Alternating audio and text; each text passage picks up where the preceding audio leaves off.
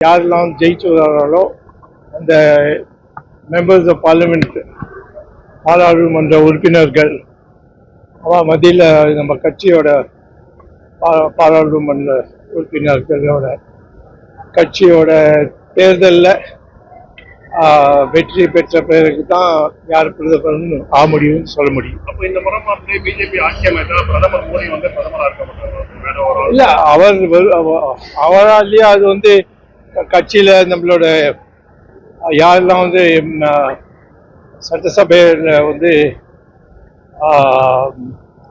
நம்மளோட பார்லிமெண்ட்டில் ஜெயிச்சு வந்திருக்காளோ அவள் தான் முடிவு பண்ண முடியும்.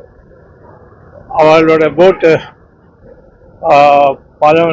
இந்த பார்லிமெண்ட்டில் அந்த மெம்பர்ஸ் ஆஃப் பார்லிமெண்ட் நம்மளோட கட்சியோட உறுப்பினர்கள் எல்லாரும் சேர்ந்து தேர்தலில் ஓட்டு போடுவார்கள்.